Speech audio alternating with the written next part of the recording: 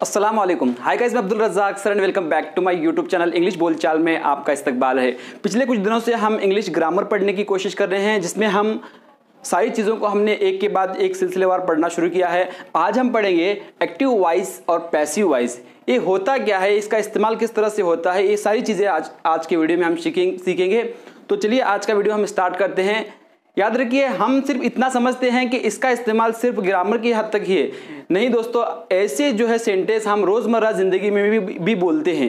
रोज़मर्रा ज़िंदगी में जब हम बात करते हैं तो भी हम एक्टिव वॉइस और पैसिव वॉइस के सेंटेंस बोलते हैं, लेकिन हम इसको समझते नहीं हैं। तो चलिए आज हम इसी को समझने की कोशिश करेंगे कि एक्टिव वॉइस और पैसिव वॉइस किस तरह के सेंटेंस है। सबसे पहले हमको ये याद रखना है, ये समझना है कि वॉइस माने क्या। वॉइस यानी फॉर्म ऑफ वर्ब, वर्ब का फॉर्म इसके अंदर हमको पहचानना है और इस तरह से जुमले का मानी भी हमको पहचानना है। सबसे पहले हम देखते हैं कि एक्टिव वॉइस और पैसिव वॉइस कहते किसको हैं। एक्टिव वॉइस ऐसे सेंटेंस को हम कहेंगे, इस सेंटेंस में क्या होता है, सब्जेक्ट काम करता है। एक्टिव वॉइस सेंटेंस के अंदर क्या होता है, सब्जेक्ट काम करता है। अब यहां पर देखिए एक्टिव वॉइस का कायदा किस तरह से है, सबसे पहले समझते हैं। सबसे पहले हमारा आता है सब्जेक्ट, उसके बाद आता है वर्ब का फर्स्ट फॉर्म और आखिर में आता है हमारा ऑब्जेक्ट। जैसे यहाँ लिखा हुआ है, जो हमने ग्रामर के 12 टेंसेस में हमने पढ़ा था, सिंपल सेंटेंस में हमने पढ़ा था कि किस तरह से इसका सेंटेंस बनता है। जैसे यहाँ लिखा हुआ है कि आई राइट अ लेटर, सिंपल आसान सेंटेंस है। अब इस सेंटेंस के अंदर हमको समझ में आ रहा है कि subject I write a letter, मैं एक खत लिखता हूं। अब उसी का हम उल्टा करेंगे, पैसिव वॉइस।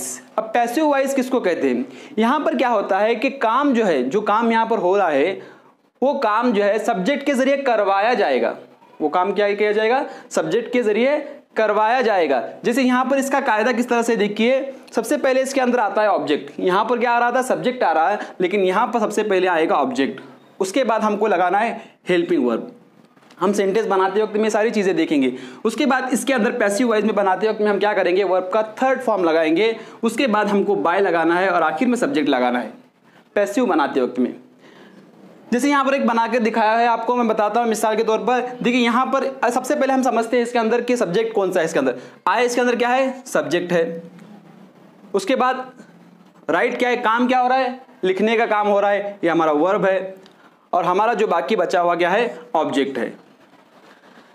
अब ये तो हुआ सब्जेक्ट, वर्ब का फर्स्ट फॉर्म राइट और उसके बाद ऑब्जेक्ट। अब इसको यहां पर कायदा किस तरह का है, सबसे पहले यहां ऑब्जेक्ट आ रहा है, तो हम क्या करेंगे, सबसे पहले अ लेटर ऑब्जेक्ट लिखेंगे। अ लेटर ये लिखिए हमने ऑब्जेक्ट। उसके बाद हेल्पिंग वर्ब लगाना है। हेल्पिंग वर्ब क्या है इसमें, इज। इस सेंटेंस के हिसाब से हमको लगाना है।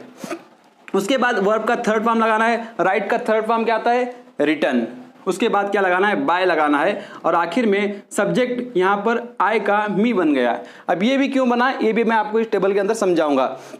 अब देखिए यहाँ पर कुछ कायदे, कुछ उसूल हमको समझना है कि एक्टिव को पैसिव बनाने के लिए किन चीज़ों को हमको ध्यान में रखना है। ये सारी चीज़ें अब अगर आप समझ में आ जाएंगी तो आप कोई भी सेंटेंस को, एक्टिव वॉइस के सेंटेंस को आसानी से आप पैसिव वॉइस में बना सकते हैं और पहचान सकते हैं। देखिए कौन सी बातें इसमें ध्यान रखना है। सबसे पहले हमको क्या करना है कि ऑब्जेक्ट को पैसिव वाले जुमले में सब्जेक्ट बनाकर लिखना है।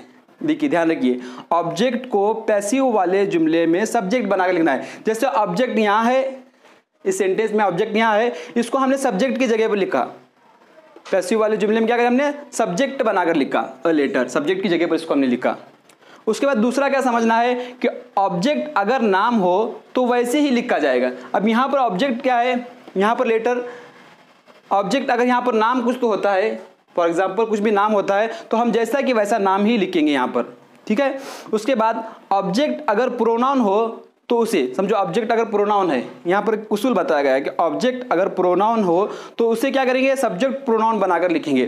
जैसे ऑब्जेक्ट में क्या है, प्रोनाउन है, जैसे ये नाम की जगह इस्तेमाल होने वाला ही शी प्रोनाउन है, तो हम क्या करेंगे, सब्जेक्ट को प्रोनाउन बनाकर लिखेंगे। जैसे यहाँ टेबल के हिसाब से दिया हुआ है, जैसे समझो अगर आई आता है तो हम क्या लिखेंगे, बाय मी। यू आता है तो हम यू ही लिखेंगे। वी आता है तो पैसिव वॉइस में क्या लिखेंगे, अस लिखेंगे।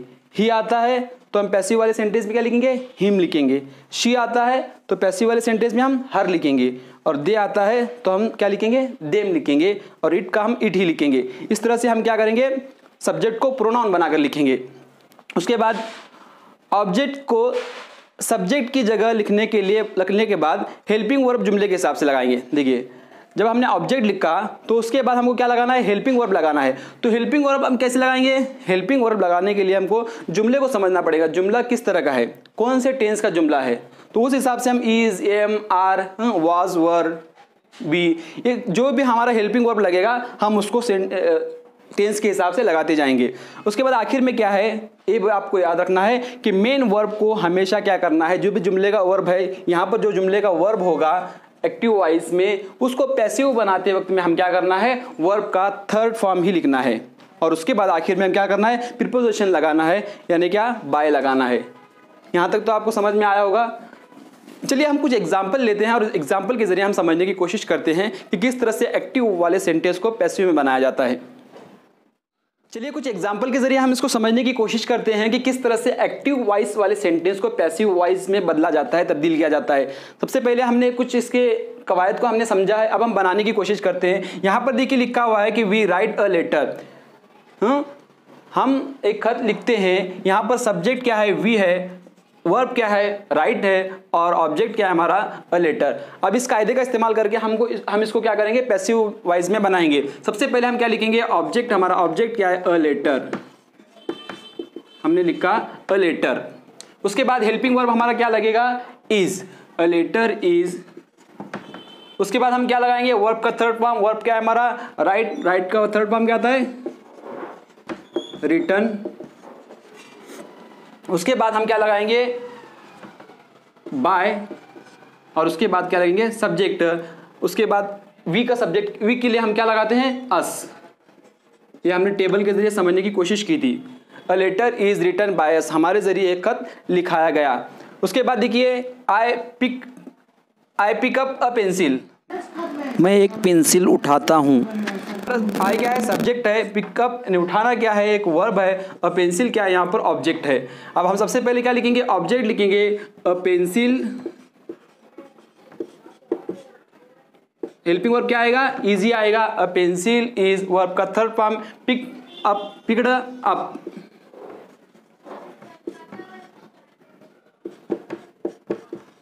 Picked up. उसके बाद क्या आएगा, बाय, और आई का क्या आता है, मी, मेरे जरिए एक पेंसिल उठाया गया। उसके बाद यहाँ पर देखिए सलमा पेन खरीदती है। सलमा क्या है, इसमें सब्जेक्ट है, वर्ब क्या है, खरीदना, और ऑब्जेक्ट क्या है, पेन। तो हम सबसे पहले लिखेंगे ऑब्जेक्ट पेन, हेल्पिंग वर्ब आएगा इज, बाय का क्या आएगा, third form bought.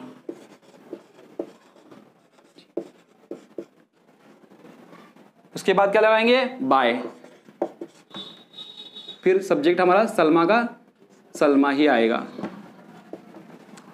A pen is bought by Salma, Salma के जरिए एक पेन खरीदा गया। इस तरह से गाइज हम बहुत सारे सेंटेंस लेकर एक्टिव वाले सेंटेंस को आसानी के साथ हम पैसिव वाले सेंटेंस में बना सकते हैं। ये हमने देखा प्रेजेंट इंडेफिनिट टेंस के सेंटेंस को हमने देखा। इसके बाद हम देखेंगे पास्ट टेंस के जो सेंटेंस है उसको किस तरह से पैसिव वाले सेंटेंस में बनाते हैं, हम अगले वीडियो में देखेंगे। आई होप कि थोड़ा आपको ये वीडियो समझ में आया होगा। अगर आपको वीडियो अच्छा लगा है तो प्लीज़ इसको लाइक कीजिए, अपने दोस्तों में शेयर कीजिए, और आपसे छोटी सी रिक्वेस्ट है कि आपने अभी तक हमारे चैनल को सब्सक्राइब नहीं किया है तो प्लीज़ सब्सक्राइब कीजिए और बेल आइकन को दबाइए ताकि आपको ऐसे नए वीडियो अपडेट मिलते रहे। Thanks for watching.